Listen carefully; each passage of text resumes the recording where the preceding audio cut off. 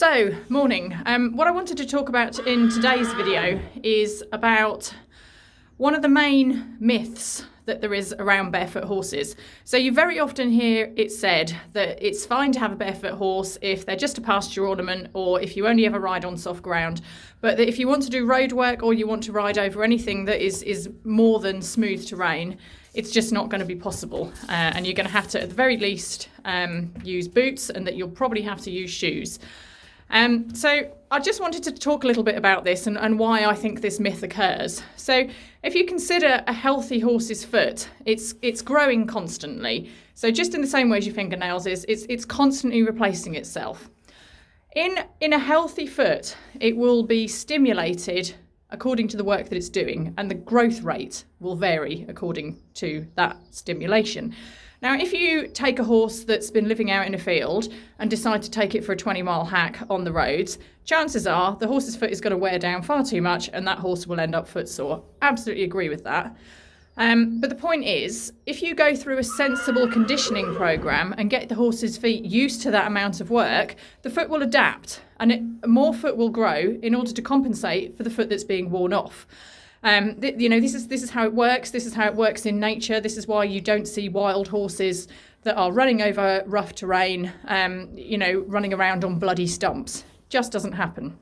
It's our kind of human need for things to happen instantaneously, I think, that causes that side of the myth. Now, the other issue is obviously if you've got a horse that hasn't got good feet. So if you've got a horse that's got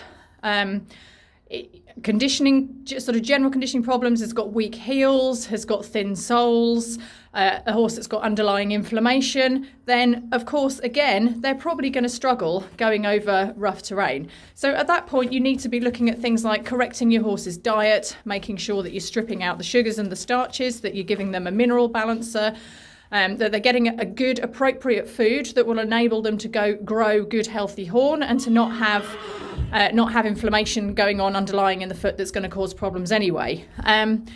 You'd also, as I say, you need to look at the environment. So if your horse is stood in a stable for 23 hours a day and then you bring them out and expect them to do a 2-hour hack on the road, they're going to struggle with that because they're getting no stimulation. They're probably stood in wee and poo for part of the time. That's going to weaken the hoof horn.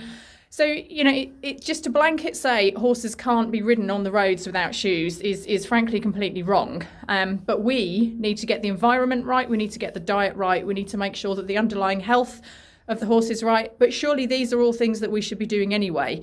And have the patience to go through that initial conditioning period. I have clients who take their horses hunting barefoot. I have clients that do endurance barefoot. I have clients that do pleasure rides barefoot. I myself, when I was riding my mare, she was doing 15-mile pleasure rides over really quite rough terrain barefoot, absolutely no problems. But it's because I'd conditioned her feet up. So, to say that horses can't be ridden on the roads barefoot is an absolute nonsense, but the building blocks have got to be in place. You've got to know what you're doing, you've got to allow the time, you've got to get the conditions right. And then there's no reason why, if you've got a horse with healthy feet, there's no reason why they shouldn't be able to cope on the road. If they can't, obviously your next option is that you can try boots and pads and that you can use those to help you through the conditioning. And with some horses that have got underlying problems, you may always have to use boots and pads.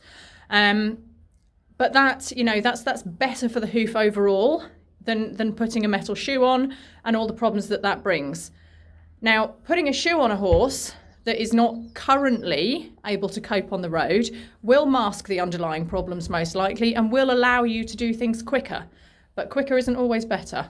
So I hope that's just kind of given you a bit of food for thought, and consider that when people come out and say this, it's generally through a lack of knowledge and a lack of experience of barefoot horses and understanding what a barefoot horse can really do. So get your building blocks right, get your environment, your diet right, have a good sensible conditioning program. Absolutely no reason why you shouldn't be able to be doing work on the road with your horse barefoot. Thank you.